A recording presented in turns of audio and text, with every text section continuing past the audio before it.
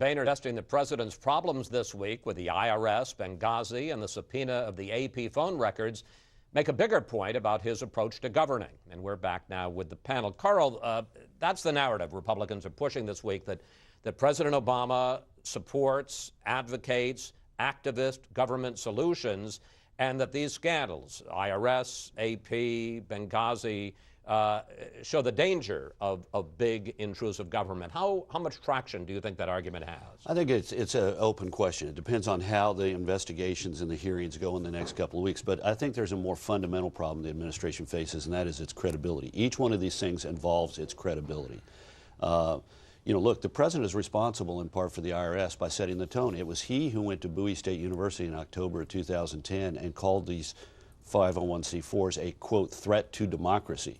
I mean, I can imagine some low-level bureaucrat out in Cincinnati saying, boy, let's get revved up about this because the president says it's a threat to democracy. Similarly, it was his words on Benghazi that got him into trouble. It was his words through his agent, Susan Rice, saying this is all the responsibility of you know, an anti-Muslim video which provoked a spontaneous reaction in front of the U.S. consulate and the U.S. annex in Benghazi. So credibility matters, and that's now starting to be reflected a little bit in the polls. There's a Pew poll out that says that less than the normal number of people are paying attention to Benghazi, but of those that have been watching it, 37% say it proves the president's honesty. 40% says it shows that he's being dishonest with the people. This is even more problematic than arrogance of power.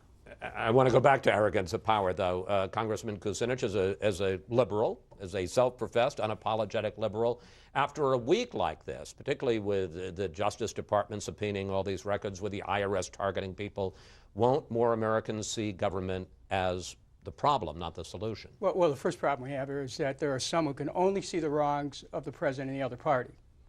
I mean, we still haven't had President Bush, for example, account for why he took us into war in Iraq and all the dead soldiers as a result and the dead Iraqis. Oh, please.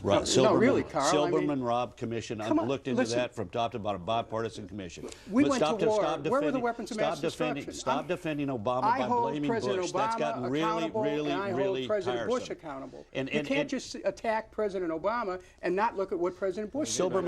Silberman-Robb Commission looked into it from top to bottom. Move on. You know what? All right, move on in any case. So what's your point, though, about government? My point is, look, President Obama hasn't done anything about the unemployment problem.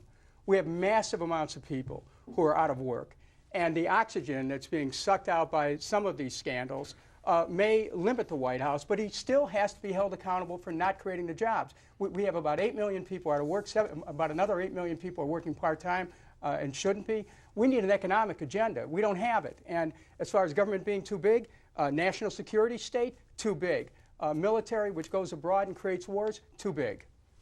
Britt, let me pick up on that, because the White House is putting out the word, and did over the course of this weekend, that this president, you know, despite his problems, and he's going to deal with the problems, is determined to pursue his agenda on immigration, on jobs, on the budget, on energy.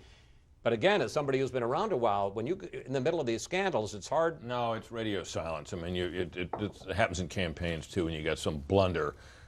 It's all the news coverage is about. It does suck up all the oxygen in the capital city, and it's hard to move an agenda forward. And there's also this point: you're beginning to see now a line of defense emerging on these cases, these 3 cases, which basically is, yeah, we screwed up. There's Cheryl Atkinson of CBS News has a very interesting story based on conversations with senior administration officials, unnamed, in which they're talking about Benghazi and what they did and didn't do that night. And yeah, we should have sent the emergency team. We should have did that. We screwed up.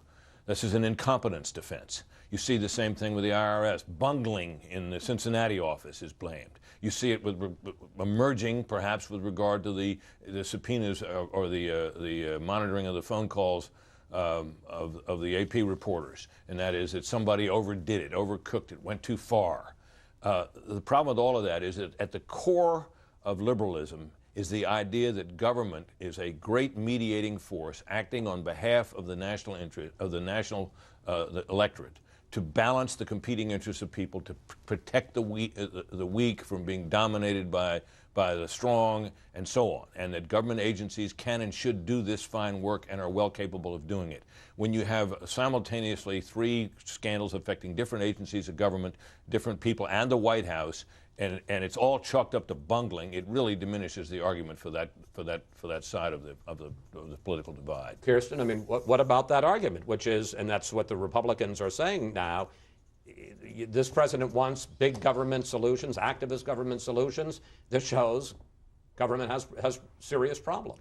Well, first of all, I think there's a difference between activists and big government. I think that I agree with Obama that the government, it can be an ultimate force for good in the world. I don't think any of this is an argument against liberalism. These are all it's bad behavior by people in the government.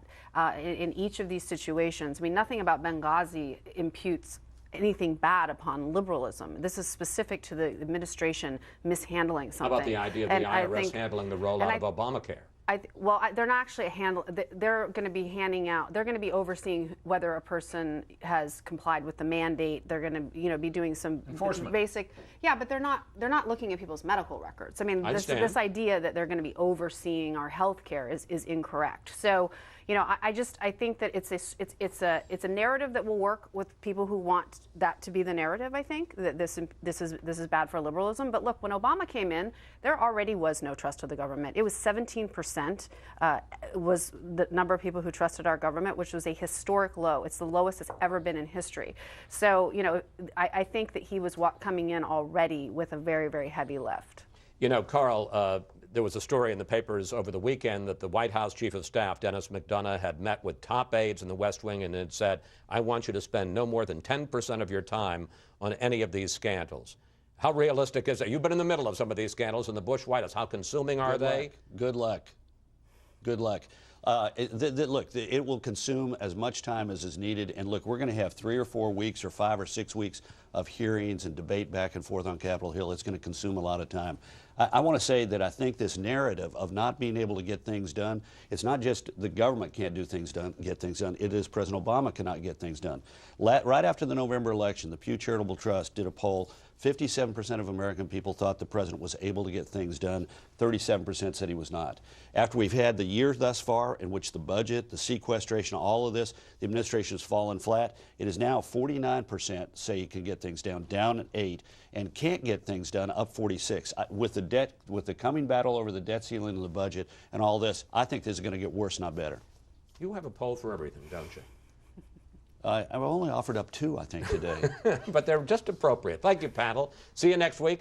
And don't forget to check out Panel Plus, where our group picks right up with the discussion on our website, foxnewssunday.com. And make sure to follow us on Twitter, @FoxNewsSunday. Up next, our Power Players of the Week.